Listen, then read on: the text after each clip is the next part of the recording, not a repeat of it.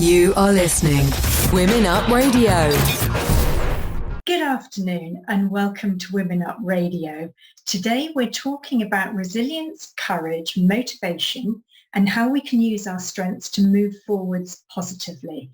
We're very lucky to have Marie Hale, CEO of At Revenue and Fwd Revolution, who really is an expert at this. So she's come to share her expertise and her wisdom. So Marie, welcome back to the show. We're so pleased to have you with us. Anna, any minute I get to spend with you is a joy. Thank you so much for having me again. Thank you. So one thing that I've learned from meeting you and talking to you is that you're a real fighter. Not only are you an advocate for women's evolution and for equality in the workplace, but also for many other causes. So you really do give the impression that you're a real life superhero, which is great, particularly as you're a woman. But one thing is... I do have several very fashionable capes. Oh, good. Can I have a turquoise one? But does this come to you naturally? Or do you have times when you feel really drained and tired and unmotivated and you just want to throw in the towel? Well, I think that I'm going to separate that up into two different questions. Yeah. I think people become fighters because they've had to fight. Yeah. I have been a fighter since I was a very small kid, and I was a small kid just in stature. I don't think I crested even 100 pounds until I was in college. I was just tiny. And I can remember standing up for the geek when the bully came and that fifth grader picked up my second grade butt and body slammed me on the ground. Mm-hmm. And I got back up and said, what was that for? Why aren't you just going to be nicer? Yeah. And it never dawned on me that just telling somebody that they didn't have to act like that wouldn't change things. Yeah. But I spent a lot of my childhood in survival mode. Yeah. My mom did the absolute best she could, but she was very ill and it was just us. So when you go from being homeless and starting to work at 10 and 12 years old to being on your own at 17, you really kind of get caught in the fight or flight or freeze response. Yeah. And so becoming a fighter came at a cost to me. By the time I was 15, 16, I had stress eczema all over my hands and feet. Couldn't figure out why I had blisters everywhere. Yeah. And I was hallucinating coming home from work because I was working a full-time job and going to school full-time. Yeah. As a high schooler. And so I pushed and pushed and pushed when sometimes I ought not to have. Yeah. And, you know, we all kind of snigger when we see, you know, a star going into the hospital for exhaustion. But that happens. I've worked myself into the hospital a couple of times. Yeah. And it just never struck me that anyone was going to do it for me or that it should be easy. Yeah. And so I began to fight and I began to identify what I was passionate about. Yeah. I think that the part where, you know, where we say, what is it that keeps you going, changes over time. Yeah. Because what kept me going when I was 24 and had 3 businesses that I was running and going to skin school at night. I am a beauty school dropout. Yeah. Fully admitted. What was driving me then is much different than what drives me now. Then I was trying to make my way in the world and figure out what it was that I loved and could dedicate myself to. Yeah. As a 40-year-old woman, I look back and I I know what I want to dedicate myself to, and I see the obstacles there that I would not have known were there when I was just fighting for the sake of fighting. Yeah. And so it changes your perspective, and it changes how you make decisions about how many things you can fight for, and when you need to place yourself back on that list of things to fight for. Yeah. And that's probably a harder lesson than the rest of them. Yes. Yeah, I think you're right with that. I mean, I know a few people who they just keep going, and they crack because there is a limit, and they're doing it for the right reasons, but they're forgetting that if they burn out, and I don't even necessarily mean depression, but if they just get to such a level of exhaustion that they can't function, the whole reason they're doing something, which is normally family, etc., you can't help your family when you yourself, you've just got no more, you're completely drained. So I think that is really, really important. You saying you have to remember yourself, because if you're not there and if you're not looking after yourself, you can't help anybody else. Yeah. And I think as women, we hear that message all the time. Yeah. But when you're dedicated to a cause, or when you do what you love for a living, sometimes it feels like self-care. Yes. So I remember somebody telling me that in order to truly have self-care, and this was a doctor, that one must have 5 hobbies. And I literally looked down at my journal and I wrote 5 effing hobbies. Who has time for 5 hobbies? Who has time for one hobby? Yeah. Do they include cooking, cleaning, and eating? I'm not catching on here. But it's, it's one of those things that if you are going to be a person that fights and grows, sometimes you've got to grow in the ways that are the least comfortable. And those are typically the ones that care for yourself. Yes. Yeah. And I know, going on to a more delicate topic, you've lived through really tragic loss in your life. And I just can't imagine the pain and how that you coped. What got you through that period, and what did you draw upon to actually keep you going? Yeah. And just to give the audience an idea of the fire that we've walked through, mainly so that those of you that are out there that have lost someone or will lose someone know that you're not alone. Yeah. I started at Revenue in 2016 with the love of my life, who had been a dear friend, like family, for 10 years. And we had been a family for about 3 years when we finally opened the company. Yeah. Had a 4-year-old little girl, and we had lightning in a bottle. We surpassed our first year of school in 3 months. Oh, wow. And in 7 months after we opened, he passed. It was sudden. There was no notice. Yeah. One day he just didn't pick our little girl up from daycare. And I had about 3 weeks to figure out what I was going to do.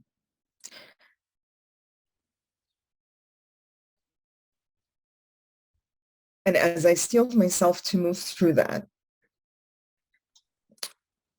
that's actually kind of where I found, I don't even want to call it a new piece of strength, but a new part of myself that could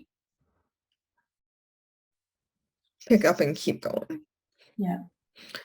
And so that was actually the time that I started to wear my red lipstick, because I knew if people were looking at my lips, they weren't looking at my eyes.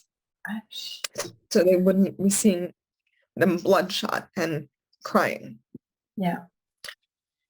And there were a lot of days where I just told myself, just get up, put on your lipstick, and keep walking. Yeah.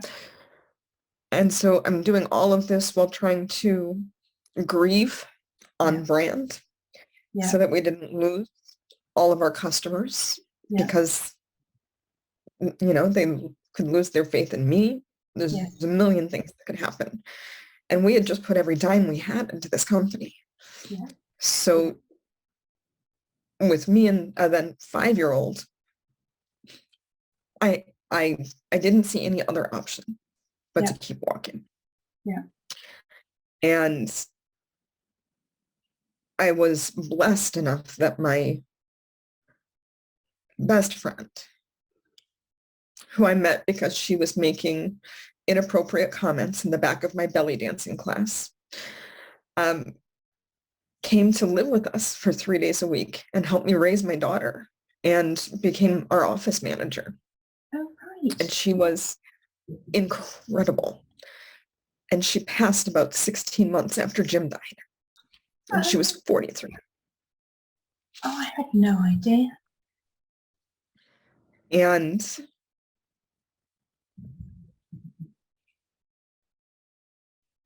when you lose your entire chosen family in the span of a year and a half,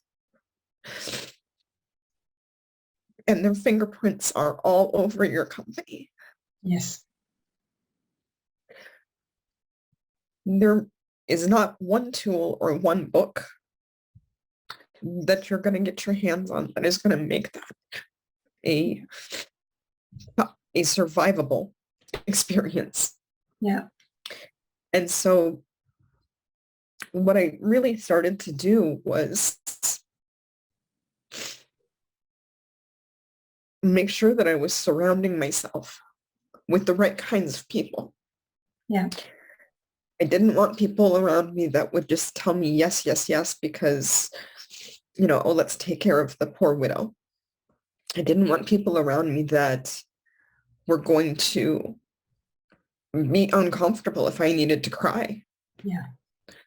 Because if I need to cry, then I kind of need to cry. Yes. And if you're not okay with tears, then that's kind of on you. Yeah. That's not on me. Yeah.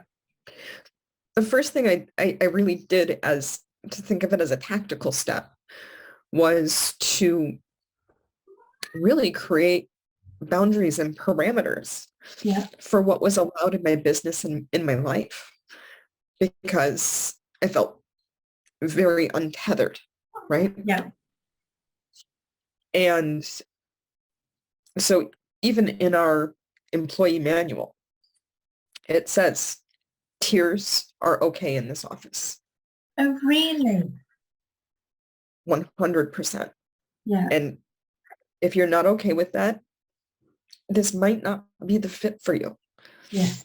Because while I'm not wailing openly in the middle of the office,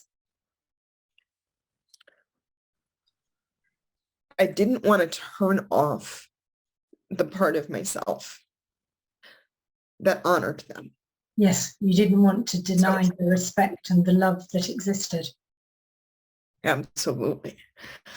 And so in that moment, I think that was my first moment of choosing myself. Yeah.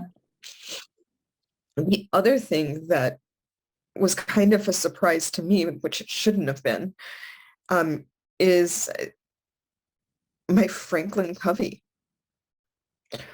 I've been doing Franklin Covey planning since I was in my 20s. And the year after Jim passed, I looked back at our yearly goals and realized that I had accomplished every single one of them according to the timeline we had set out. Yeah. Because I had this practice of envisioning and breaking it down into actionable chunks and planning my week and planning my day. And even when I would fall off of that or the fog was too much for me to see through, it had become part of my subconscious mind. And that practice truly saved me during those years that were so bleak, because I had an anchor and I could measure the progress I was making. And it's so funny. My team makes fun of me all the time because I like metrics for everything. Give me a key performance indicator and I am a happy woman. But when you look at how the brain is wired and how addicted we get to the release of serotonin and dopamine when we cross something off a list, and when we create that inertia and it continues to carry us, and we break things down into very small actionable items. I realized I'd spent 20 years training my subconscious mind to work without me. Yes. And so when it wasn't there, I didn't recognize that it was that part of me was still engaged. Yeah. And that to me was just simply astounding. And I think the other thing that I did is I reached out and called every single doctor that I had. Yeah. And said, this is where I am. What do I need to be doing? Because I can't see. Yes. And luckily I did, because 6 months after Jim passed, they found basal cell cancer in the middle of my face. Really? And they had to cut out about a cigar butt right in the middle of my face right here. And if I hadn't reached out to people that were smarter than me and that really cared about me, and I'm lucky enough to have a physician that truly cares about me and has managed my case for a very long time. Yeah. I think I would have completely ignored any of the physical symptoms that I was going through. Yeah. Yeah. Because you just want to turn off from everything. Yeah. And so if there were 3 tools that I could offer up, it's just surround yourself with people that are not going to bullshit you. Yeah. Plan, even if you feel like the future doesn't look right. Yeah. And reach out to those that you know are going to put your best interests at heart and that are truly going to make sure that you're taken care of. Yeah. And then accept the casseroles. Yeah.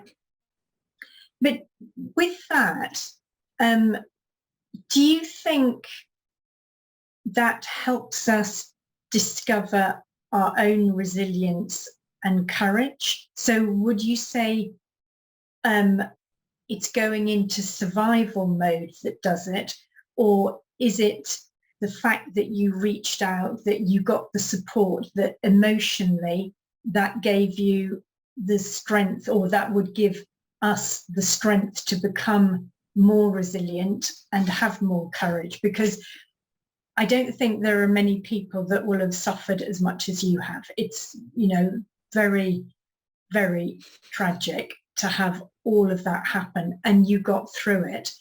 But you had your daughter, so you had something to cling on to. But for somebody, and you had a reason for doing it because of helping her, of honouring, etc., etc.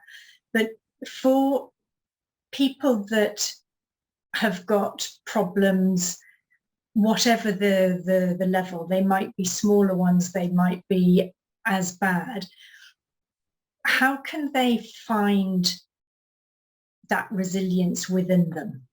How can they want to find it before even reaching out to the other people? Because not everybody does. Some people, you decided to climb out of the pit, but not everyone can find that. It's not even that strength. They just can't dig in enough to be able to get out. So how would you say you can try and get hold of that? So I think that's the tricky thing about resilience, is you don't realize you have it Yeah. until you've been using it for a bit. Yeah. And I think the counting the small wins is a big part of that. Yeah. And the having people around you that are not going to let you wither away. Yeah. That is critical. And I can remember very clearly because I've been a business owner for so long, and I've always been out networking, whether I was leading an organization or a participant. And I remember getting to a space right before Jim passed where I was no longer willing to deal with the mask. Yeah. The everything's perfect mask, the here's my pad answer for how are you, how's your business? Yeah. And so while it's not a tool that you can use to say, I'm going to use this to build resilience, it's something that as you get more mature and your peer group becomes less, because let's face it, we're not hanging out at the same hot dog stand every weekend, the same folks. Be particular now about the people that you let be close to you, and realize that relationships are probably the number one thing that is going to help you build resilience. Yeah. When they took Jim, I remember trying to get up and walk over to one of the police officers, and my legs didn't work. I certainly didn't feel like I had resilience in that moment. Yeah. But there was somebody there to hold me. And as I walked through those next few years, which for me included dissociative panic attacks, and just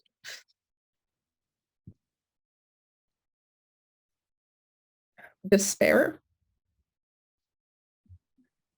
having had built that network of people, and some of them were business friends, and some of them were personal friends, and some of them were both and all of the above.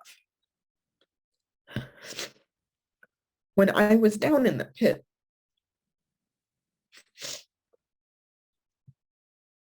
they didn't let me stay there. Yeah. And so quite often, resilience is not a tool that you possess. Yeah. It's something that other people hold for you until you're ready to take it back. Yeah. And let's talk about courage for a moment, because I find that to be a very interesting term. Courage means being terrified and doing it anyway. Yeah. In my book. I agree. And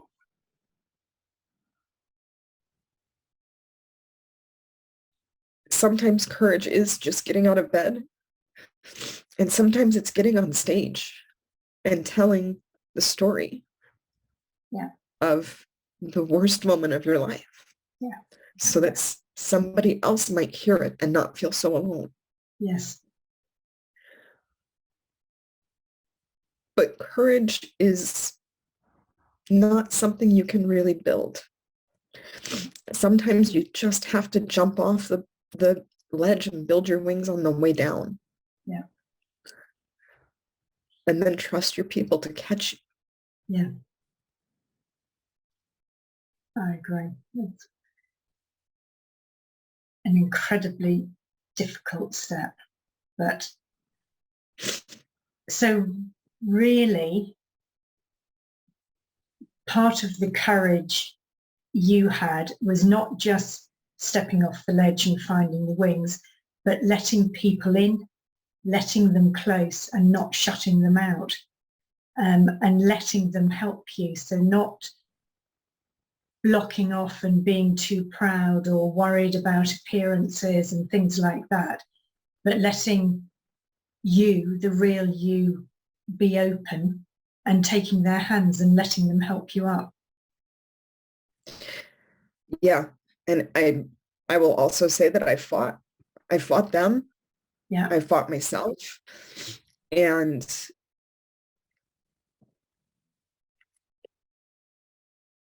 I think that's why it benefits me so much to surround myself with people that are going to say the body thing or the hard thing or the thing that just reaches in and pulls you out of the moment.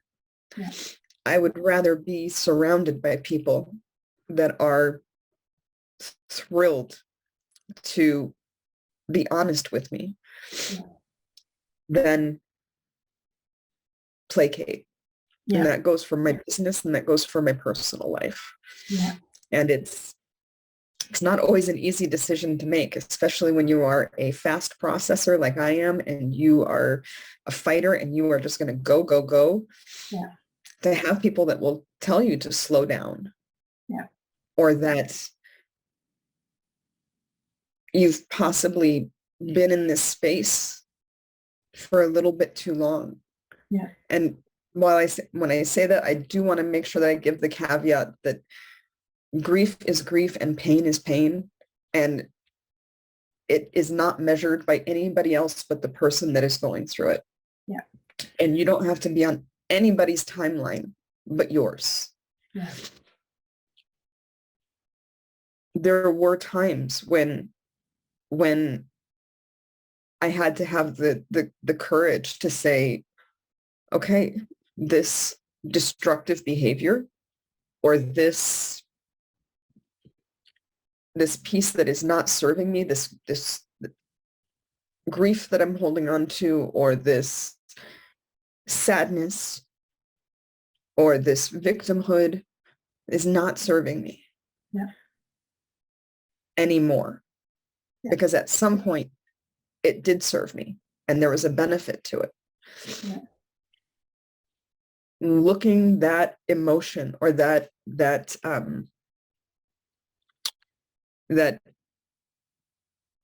survival reflex in the eye and saying, thank you so much. I know that you are trying to protect me, but I don't need you anymore.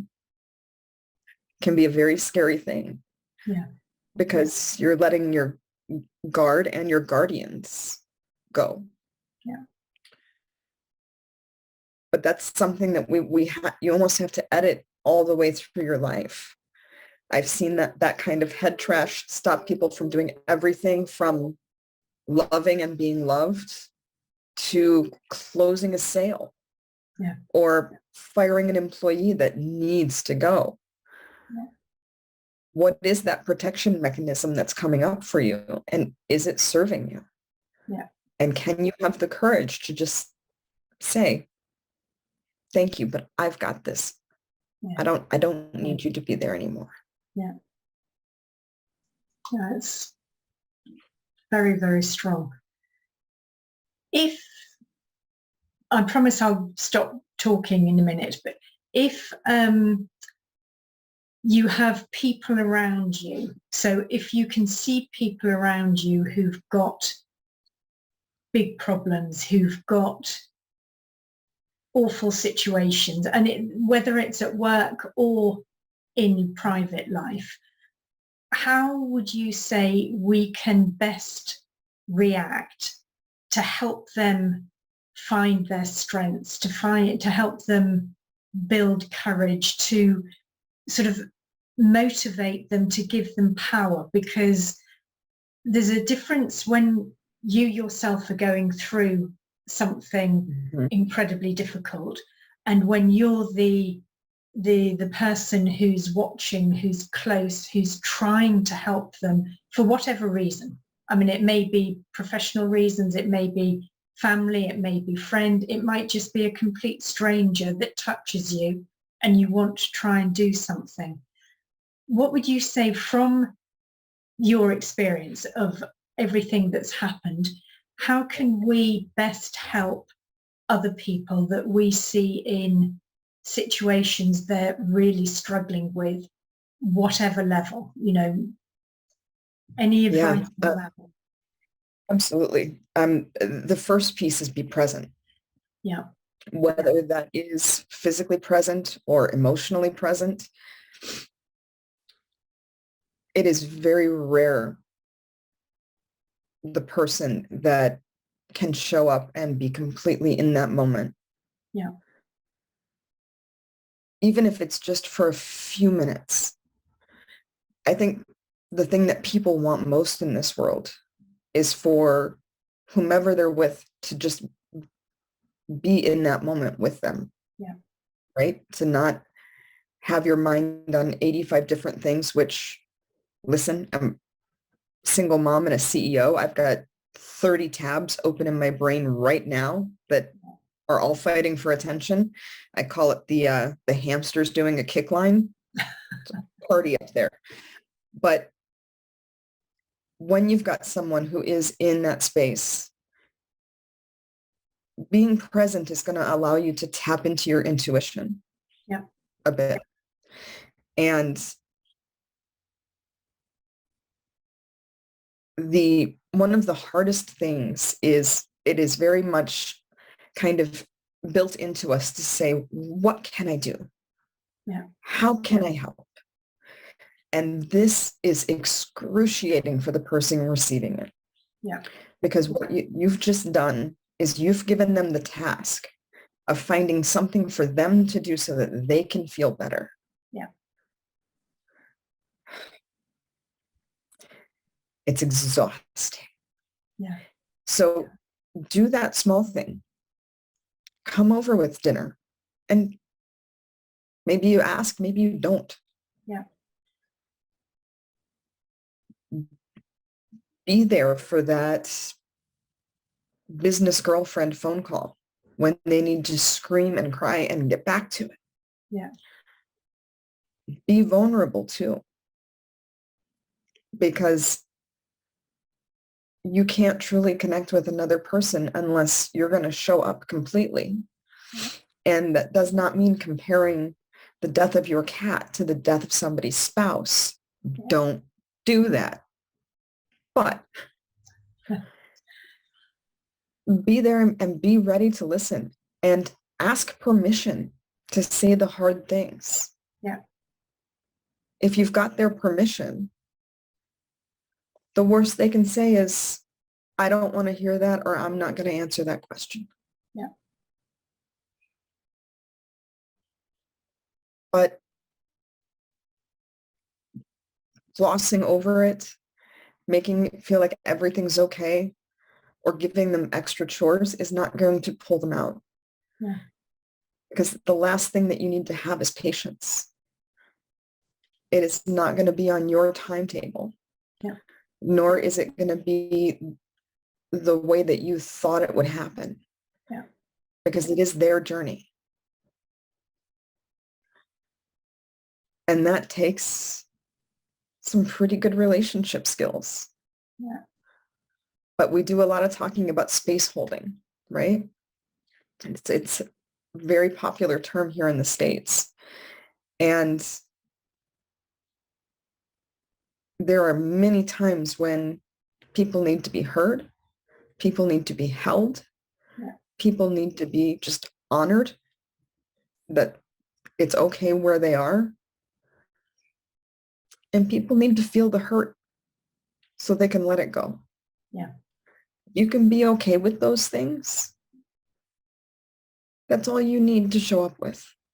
Yeah. Everything else will kind of figure itself out. But also bring lots of crunchy, cheesy, and sweet things. Those also help. Those are the major food groups, right? Yep. Crunchy, salty, cheesy, and sweet. There we go. Thank you, Marie. Marie, this has been a very, very difficult talk, I know, and I really want to thank you for being so open and honest and for being prepared to talk about something that is, well, you can't put a word on it. It's just so deep. Is there anything that you want to add or anything you want to say? anything else that you would like to share? I think the last piece that I would like to add is that as humans, we tend to be afraid of grief. Yeah. We almost treat it like it's contagious. I got news for you. None of us are making it out of here alive. Yeah. So if you can start having those conversations now, if you can start finding a heart space to be open, to be vulnerable, to be available to those that are going through it, you will have a skill set when it is your turn. Yeah. And don't be afraid to go out there and talk about the hard things. I've been a speaker for more than 20 years. I've been on more than 1,000 stages. And I can tell you how to sell. I can tell you how to put together a marketing plan. I can even speak on how to speak. Yeah. But it wasn't until I started speaking my truth that I fully came into my ability to impact change. Yeah. So for those of you that have a story to tell, that have been through enough life to be able to impact those around you with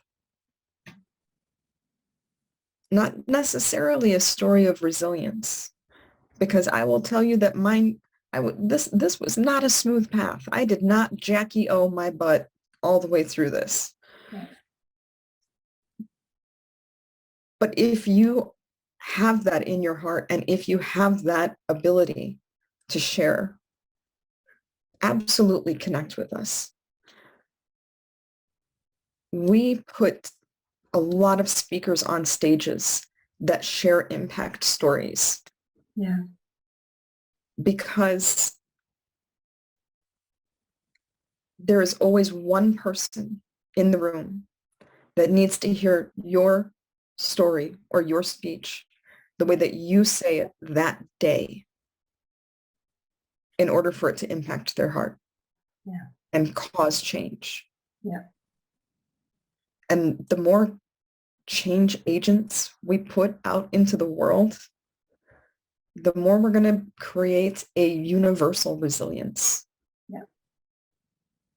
Because you can't stay the same and survive. Yeah. Marie, thank you so much. It really, I don't know what to say, but thank you so much for being on the show. Thank you for all that you've said, for revealing so much and really sharing to support anyone that's going through tragedy and trauma and needs a helping hand. So thank you again. If people want to contact you about how they can best share their story or help others, is there a way that they can contact you for that? Absolutely. You can visit our website at atrevenue.com. Yeah. We are on every social media channel, and you can find me at Marie Hale. I do not hide. And for those of you that are really, really focused on getting out there and changing the world, we also have an incredible nonprofit that supports folks that have gone through the pandemic, and many of them have gone through journeys of their own, and we're looking for mentors and for people to help them get back into the life that they want. So depending on how you want to change this world, there's a really good chance that I've got a spot for you. And how can they connect with that, or the same way? The nonprofit is at Fwd Revolution.com. So Fwd Revolution. And we are just, when you go through what we've gone through and then you hit pandemic, and the pandemic is what's about to break you as a human, you realize what it truly means to have that resilience around you. And some people have it and some people need a hand. Yeah. And we're there to simply provide a hand and provide opportunities. Yeah. Opportunities for courage and opportunities for strength. Yeah. And the resilience will come. Yeah. Okay. Thank you very much. Everybody, you've been listening to Marie Hale, and please really shout out and follow her example and help all those people who are around you. Thank you so much. Thanks, Marie. It's very brave, and we really appreciate what you've talked about today. It's my pleasure, Anna. Thank you so much for having me. And guys, we would love to hear your comments too. Please share your stories, ask questions. I promise I will hop in there and chime in, and Anna's will be there too with some great information, but I would love to hear back from you. Lovely. Thank you, everybody. Take care and see you all again soon.